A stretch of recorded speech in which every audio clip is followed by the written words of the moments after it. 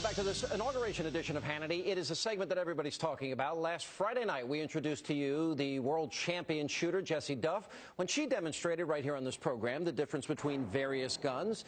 Now, Jessie first shot an AR-15, followed by 3 other firearms. Watch this. The thing I want to show you, the 223, the big, bad, scary rifle, AR-15, this is the impact that the projectile made out of it. As you can see over here, we have the 30-06. It's obviously a lot bigger than the AR-15. The slug is a lot bigger than the 30-06, bigger than the AR-15. And then last are this pattern. I mean, you can see the difference. So what I wanted to show you was that this is the least of your worries out of everything that I fired today, and this is what they're trying to ban. Now, that demonstration quickly became the talk of the blogosphere. Joining me now with reaction, Fox News contributor Leslie Marshall and former Virginia GOP chairwoman Kate Obenshain. Welcome both of you on this inauguration night.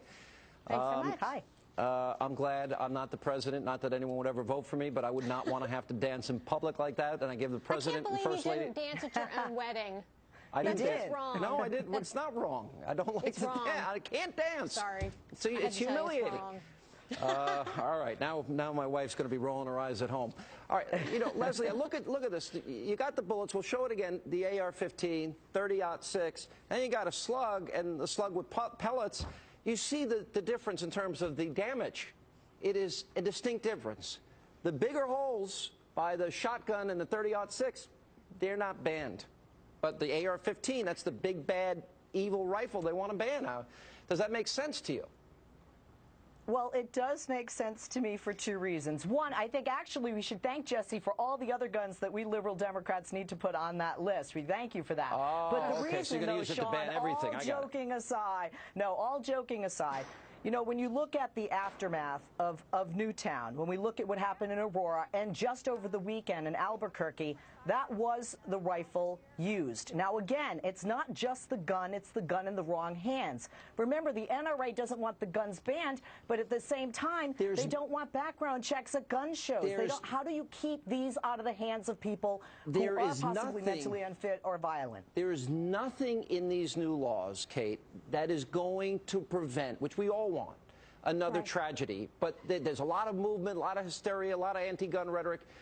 They would make, and Andrew Cuomo, we're going to be safer. Lives are going to be safe. That is just fundamentally not true. And right. You never hear any reasonable explanation for how this is actually going to have a positive impact. And what the segment with Jessie showed, the complete emptiness of this legislation, in that the most dangerous weapons are the more popular ones, the handguns and the rifles, and they're not on the list because it's much easier for the Second Amendment opponents to go after the big, scary-looking guns. I mean, with the cosmetic features that do nothing to enhance the shooting capacity, but it really showed that this is just an attempt to label guns as scary and dangerous, but they're not. These ridiculous restrictions are not actually going to have an impact in terms of making us any safer. In fact, it's going to make us more Let me throw this back to Leslie a second. Yeah, I mean, for example, they showed in the New York Post 2 guns, the exact same guns, exact same caliber. One has a cosmetic pistol grip, and that's banned, but the same gun is not banned, as you can see there on the screen. Now, the second thing is, I'm worried most about incrementalism, Leslie. I mean, New York started with a 10-magazine clip. They went down to 7. 7's a magic number because that then renders 95% of handguns to the point where you can't purchase them. So that's handgun control as well. Do you support that? I support keeping with the Constitution. I do not see anywhere in the Constitution that talks about semi-automatic weapons, 7 or 10 clips with a magazine. And this is, once again, what you guys are missing is this is not just about guns. This has got to be a comprehensive, multifaceted approach to a violent problem that we have in our nation.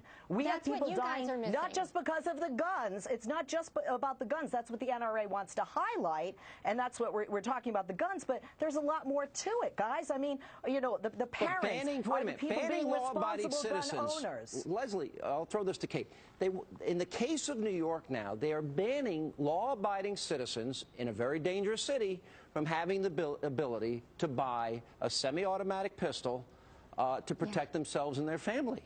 That's why they did 7 bullets. I assume that's what the federal government eventually will get to. Right, and you're hearing story after story, particularly of women who are in the position of having to defend themselves and their children against violent predators who come into their home, and they need these magazines that have more than 7 rounds in them. Why is it wrong for somebody trying to defend themselves to have multiple rounds?